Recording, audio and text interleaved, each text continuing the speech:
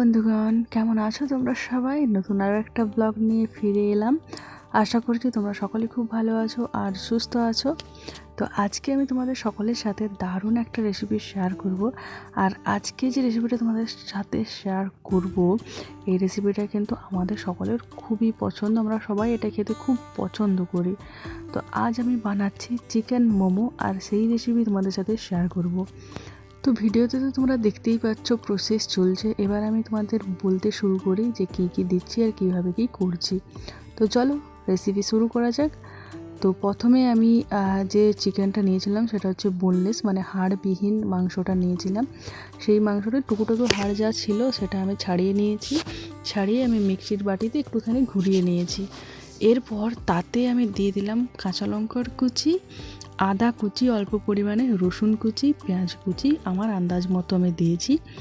এরপর তাতে দিয়ে দিচ্ছি একটা ভাজা মশলা, যেটা হচ্ছে জিরে, গোটা জিরে, গোটা ধনে আর অল্প শুকনো লঙ্কা শুকনো কড়াইতে ভেজে গুঁড়ো করা আছে। তো সেই ভাজা মশলাটা দিয়ে দিলাম। এরপর তাতে নুন, হলুদ গুঁড়ো, জিরে গুঁড়ো, অল্প পরিমাণে একটুখানি ওই চিকেন কারি মশলা যেটা হয় আর কি, সেটা দিয়ে দিলাম। হালকা ফ্লেভারটা আসবে, বেশ ভালো লাগবে। এরপর আমি তাতে দিয়ে দিচ্ছি হচ্ছে টমেটো সস বা টমেটো কেচাপ, যাই হোক না কেন। আর তারপরে আমি তাতে দিচ্ছি হচ্ছে সয়া সস। সয়া সসটা দিলে কিন্তু খুব ভালো লাগে, সয়া সসটা অবশ্যই দেওয়ার চেষ্টা করো। আর তারপরে আমি দিয়ে দিচ্ছি লেবুর রস। লেবুর রসটা এই কারণেই দিচ্ছি, কারণ এই মাংসটা আমি মানে ভাজাভাজি কিছু করব না, ডাইরেক্ট আমি মোমোতে দেবো। তো সেই জন্য আর কি এই চিকেনের যে কাঁচা গন্ধ বা যদি কোনো খারাপ গন্ধ থাকে সেটা থাকবে না। লেবু রসটা দেওয়ার ফলে কোনো রকম কোনো খারাপ গন্ধ থাকবে না। যদিও যে মশলাগুলো দিয়েছি সেই মশলাগুলোর কারণে কোনো গন্ধই পাওয়া যাবে না, তবুও আমি দিয়ে দিলাম, সেফটি ইজ ফার্স্ট। তো তারপর আমি হাত দিয়ে ভালো করে চটকে চটকে মেখে নিলাম বেশ কিছুক্ষণ ধরে। আর তারপরে আবারও একটুখানি রিফাইন তেল, মানে সানফ্লাওয়ার অয়েল বা সূর্যমুখী তেল দিয়ে আবারও ভালো করে মেখে ঢেকে রেখে দিয়েছি আধা ঘন্টা মতো। মানে ঢেকে রেখে দিয়েছি, তারপরে আদার্স যে প্রসেসগুলো রয়েছে সেগুলো করছি। আজকে আমি একটুখানি তাড়াহুড়োয় ছিলাম, কারণ হচ্ছে আমাদের এইদিকে প্রচণ্ড পরিমাণে মেঘ ধরেছিল আর ঝড় দিচ্ছিল প্রচুর। তাই আমি ভয় করছিলাম যে কারেন্ট যদি চলে যায় তাহলে তো আর ভিডিও করা হবে না, আর মোমোটা বানাতেও প্রচুর সমস্যা হবে। তাই তাড়াহুড়োয় আমি মোমোর যে ঝোল করব সেই ঝোলটা বসিয়ে দিয়েছিলাম, সেটা ভিডিও করতে ভুলে গেছি। তবে আমি তোমাদের বলে দিচ্ছি কিভাবে আমি এটা করছি। আমার মনে হয় না তোমাদের খুব একটা অসুবিধা হবে।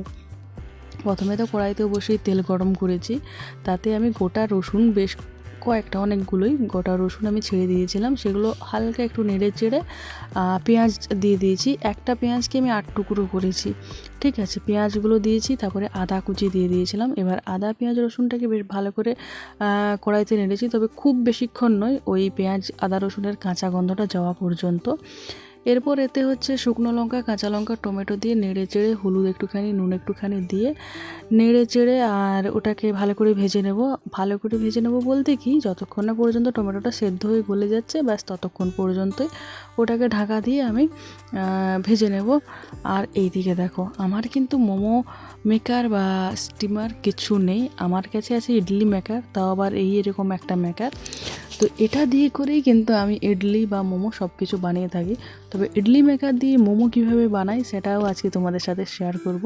তোমাদের বাড়িতে যদি ইডলি মেকার নাও থাকে, তাও কিন্তু মোমো বানাতে পারবে। আমার আগে তো ইডলি মেকারও ছিল না, তখনও কিন্তু আমি মোমো বানিয়েছি। আগে আমি প্রচুর এই মোমো ইডলি এগুলো বানাতাম, এখন আর সেভাবে ভালো লাগে না আর বানাতে, আর সেভাবে বানানো হয় না। তবে আগে সপ্তাহে একদিন তো অবশ্যই বানাতাম চিকেন মোমো, ভেজ মোমো যাই হোক বানাতামই। কিন্তু এখন আর সেরমভাবে বানানো হয় না, তাই তোমাদের সাথে শেয়ার করতেও পারছি না। তবে আজ অনেকগুলো মাস পরে আমারও বানাচ্ছি, আর চিকেন মোমো বানাচ্ছি। তো সেই জন্য রেসিপিটা ভাবলাম তোমাদের সাথে শেয়ার করি। তো এই যে ইডলি মেকারটা, এটা তো আমার খুলে গোছানো ছিল, ভালো করে ধুয়ে নিয়েছি। ধুয়ে নিয়ে এসে এখন আবার ওটাকে রেডি করে নিচ্ছি। যদিও এটাকে আবারও খুলতে হবে, তাও আমি আর কি দেখে নিচ্ছিলাম ঠিকঠাকভাবে পারবো কি না। তো ওই যে টমেটো, পেঁয়াজ, আদা, রসুন যে ভাজলাম, ওগুলো তো ভাজা হয়ে গেছিলো। ওই তাড়াহুড়োতে ছিলাম না, মেঘ ধরেছিল, তাই জন্য আমি অনেক কেটে গেছে। তবে আমি মুখে বলে দিচ্ছি, তোমরা ভিডিওটা দেখো আর আমার কথাগুলো শোনো, তাহলে আশা করি কোনোরকম কোনো সমস্যা তোমাদের হবে না। তো ওটাকে একটুখানি ঠান্ডা করে নিয়েছি, ঠান্ডা করে আমি মিক্সিতে পেস্ট করে নিয়েছি। এবার এখানে ঘটনা একটা ঘটে গেছে তাড়াহুড়োর কারণে, সেটা হচ্ছে আমি কড়াইতে তেল দিতেই ভুলে গেছি, শুকনো কড়াইতে আমি ঢেলে দিয়েছি। যদিও এখানে তেল না দিলেও কিছু হবে না, কারণ এই টমেটোগুলো এগুলো তো সব তেল দিয়ে ভেজেছিলাম।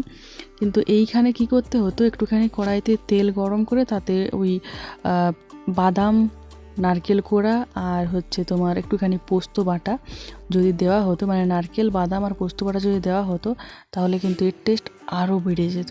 কিন্তু সেটা আর করা হয়নি, তাড়াহুড়োর কারণে ভুলে গেছি ওইটা। তো এবার ওই যে গরম কড়াইতে যে পেস্টটা দিয়ে দিলাম, এবার তাতে জল দিয়ে ফোটাবো, তাহলে এটা একটু ঝোল হয়ে যাবে। আর আমাদের বাড়িতে সবাই ঝোল খেতে খুব পছন্দ করে। তোমরা যদি ঝোল পছন্দ না করো তাহলে কিন্তু এটাকে ওই পেস্ট করে রেখে দিলেই হবে, আর কড়াইতে ফোটানোর দরকার নেই। এটা কিছুই না, টবক করে ফুটবে, ব্যাস হয়ে যাবে। ধনেপাতা বাড়িতে থাকলে দিতে পারো, না থাকলেও কোনো অসুবিধা নেই। আমার এখানে নেই তো আমি দিলাম না। আর আমি আজকে মোমোটা বানাচ্ছি হচ্ছে মেদিনীপুরের নেপালি স্টাইলের মোমো। মেদিনীপুর নেপালি পাড়াতে আমি থাকতাম যখন কলেজে পড়তাম, তো তখন প্রচুর খেয়েছি, আমার খুব ভালো লাগতো। মোমোর থেকে ভালো লাগতো এই মোমোর ঝোলটা।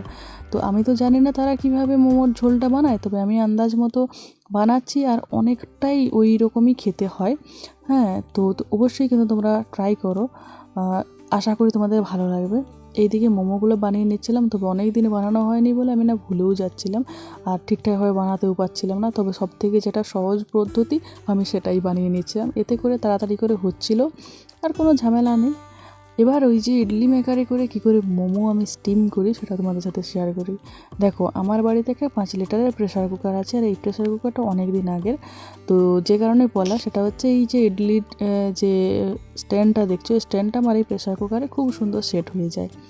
তো ওই জন্য আমি এই প্রেশার কুকারে অল্প পরিমাণে জল দিয়েছি। প্রথমে তো জল অনেকটা বেশি হয়েছিল, তারপরে মেপে দেখলাম যে নিচের বাটিতে ডুবে যাচ্ছে, তো আবার জলটা কমিয়ে আর ইডলি মেকারে মোমোগুলো সুন্দর করে সাজিয়ে দিয়েছি। সাজিয়ে দিয়ে এবার প্রেশার কুকারটা বন্ধ করে দিলাম। আর প্রেশার কুকার বন্ধ করে এবার আমি গ্যাস জ্বালাবো। গ্যাসে হচ্ছে হাই ফ্লেমে, মানে একদম হাইতে দিয়ে আমি 2টো সিটি দেবো, ব্যাস তাহলেই কেল্লা ফতে, মানে কাজ শেষ। 2টো সিটি দিয়ে গ্যাস বন্ধ করে দেবো। গ্যাসের স্টিমটা যখনই শেষ হয়ে যাবে, ব্যাস সঙ্গে সঙ্গে গরমাগরম মোমো রেডি। আর তোমরা দেখতে পাবে যে এত দারুণ সেদ্ধ হয়েছে যে কী বলবো, মানে দারুণ। আর মোমোগুলো দেখো ফুলে অনেক অনেক বড় হয়ে গেছে। তবে মোমোর একটা গুণ কি, যে মোমোটাকে তাড়াতাড়ি খেতে হবে, মানে গরম গরম খেতে হবে আর কি, তাড়াতাড়ি বলা ভুল হলো, গরম গরম খেতে হবে। যদি এটাকে ঠান্ডা করে ফেলেছো তাহলে এর স্বাদটা অনেকটাই কমে যায়। গরম গরম খেতেই ভালো। ওই জন্য আমি আগে ঝোল টোল সব রেডি করে নিয়েছি, তারপরে সব শেষে মোমোগুলো স্টিম করছি। আর এইখানে আমি একটাখানি মোমো ভেঙে দেখছি যে ভিতরের মাংসটা সেদ্ধ হয়েছে কিনা। আর দেখো, খুবই সুন্দরভাবে সেদ্ধ হয়ে গেছে, আর এত সুন্দর গন্ধ বেরোচ্ছে, আর টেস্টটাও অসম হয়েছে। তো এবার গরমা গরম মোমোর উপরে ঝোল দিয়ে দিলাম। আর ঝোলটা দেখো আমি কিন্তু খুব একটা পাতলা করিনি, মেদিনীপুরে একদম পাতলা পাতলা ঝোলটা দিত। আমি কিন্তু বাড়িতে করেছি বলে পুরোপুরি করেছি। আর আমার বাড়িতে এই ঝোলটার এত ডিমান্ড, মোমো ছেড়ে সবাই ঝোলই খেতে চায়। মোমো তো খায় অবশ্যই, কিন্তু মোমোর থেকে ঝোলটার ডিমান্ড বেশি। আর বাড়িতে সবাই বলে নাকি যে এই ঝোলটার জন্যই মোমোটা খেতে এত ভালো লাগে। তো যাই হোক, এই দিকে দেখো আমি গরমা গরম মোমো এদেরকে দিয়ে দিচ্ছি। আর এইভাবেই মেদিনীপুরেতে দেয়, আর আমিও বাড়িতে সেভাবেই ট্রাই করি, আমাদের সকলের খুব পছন্দ। তো এটাই হচ্ছে ফাইনাল মোমোর লুক। এই দিকে চলে গেল আরও একটা বাটি, মানে আরও একটা স্ট্যান্ড আমি বসিয়ে দিলাম। আর একবারে 16টা করে হচ্ছে মোমো, তো অনেকগুলোই হচ্ছে। এদিকে এরা টেস্ট করতে বসে গেছে। আমি এদেরকে বারবার জিজ্ঞেস করছি কেমন হয়েছে বলো, এরা একবার বললো যে দোকানের থেকে অনেক বেশি ভালো হয়েছে, তুমি আমাদের কথা বলিও না, আমাদের খেতে দাও হাই করে একটুখানি, মানে শান্তি করে খেতে দাও। এবার এই দিকে দেখো, এরা মা মেয়ে তো খেতে বসেছে। এবার মেয়ে মাকে বলছো তুমি আমারটা খেয়ে নিচ্ছ কেন? হ্যাঁ, মানে এতটাই ভালো লেগেছে তার ভাগে কম পড়ে যাবে। তো এদিকে আমি ভাবলাম যে একটুখানি ফ্রায়েড মোমো বানানো যাক। ফ্রায়েড মোমো কীভাবে বানানো হয় আমি জানি না, আমি ফার্স্ট টাইম বানাচ্ছি। ডুবো তেলে আমি ছেড়ে দিয়েছি। যাই হোক, ভেজে টেজে আমি তুলে তো নিয়েছি, এবার মোমোগুলো একটুখানি ফাটছিল, কেন আমি জানি না। তবে যাই বলো, খেতে কিন্তু দারুণ লাগছিল। ওই গরমা গরম ভালো, ঠান্ডা হয়ে গেলে একটু শক্ত হয়ে যাচ্ছিল। তো এই হচ্ছে ভাজা মোমোর ফাইনাল লুক। আশা করি আজকের এই রেসিপিটা তোমাদের জন্য অনেক হেল্পফুল হয়েছে। আর এই মোমো খেয়ে আমাদের সকলের পেট ভর্তি হয়ে গেছিলো, রাত্রে আর কোনো খাবার করতে হয়নি। তো দেখা হচ্ছে খুব শীঘ্রই পরের ভিডিওতে।